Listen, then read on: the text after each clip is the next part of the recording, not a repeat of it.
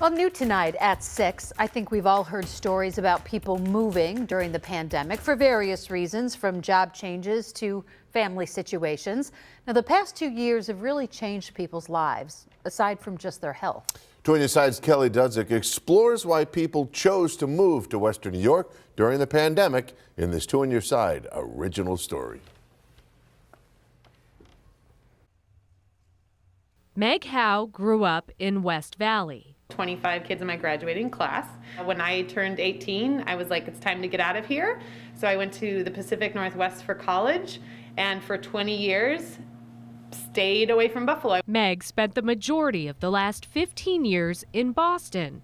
And when March of 2020 rolled around, her family's apartment wasn't cutting it anymore. Jason had been working from home before the pandemic, and then everything closed down, and our beautiful, tiny 900 square foot apartment got much smaller when he was on one side of the dining room table and I was teaching kindergarten via Zoom on the other side of the table, and our almost 2-year-old, whose daycare closed down, was running around like a toddler does. So it was a little chaotic. They thought about buying a summer house where Meg's parents lived to have more space during the pandemic.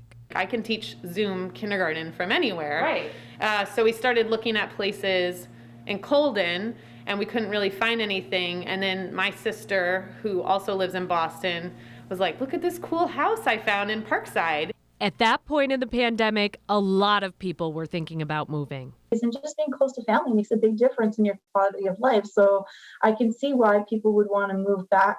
Joelle LeClaire is a numbers expert. She's a professor of economics and finance at SUNY Buffalo State College, and she broke it down for me like this.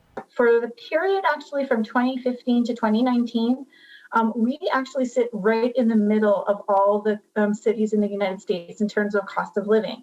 So I was really surprised to see that, because I always felt like Buffalo was a very low cost of living, but that isn't actually true. But then Joelle looked at housing costs for Buffalo and compared them to Indianapolis, the city with the lowest cost of living according to her research, and New York City, the city with the highest cost of living.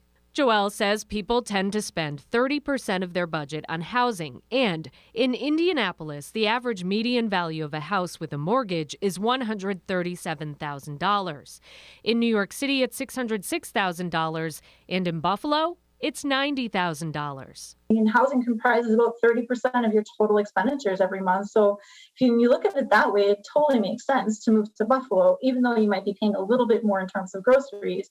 If you're paying a lot less in terms of housing, and maybe you're building equity at the same time, then you're really winning. June of 2020, we were packing up a moving truck, and we had not seen our house until we moved in with moving truck on the day we closed. Meg decided to leave teaching and open Alice Ever After Books, which she had been dreaming about for 20 years. It's right across from the zoo, and she can walk to work. It's not just my place, it's our place. It's a place for the whole community to call their own. Like, I don't want it to be that's Meg's bookstore, I want it to be that's our bookstore. It's like a little family, and it's, I don't know, I feel sometimes torn, like there's this tragic thing happening, and COVID is like this world-changing thing, and yet at the same time my dream is coming true, and it's thriving in a time where so many things aren't. So I don't know, I'm really happy I believed what Jason believed, that anything can happen in Buffalo. Meg says a lot of people are coming in saying they also just moved back or are thinking about it. I've lost count of how many people who are coming back, and they're like scoping out Buffalo. We are a city built of small businesses and families. It's a city of good neighbors, it's so true. In Buffalo, Kelly Dudzik, Channel 2 News.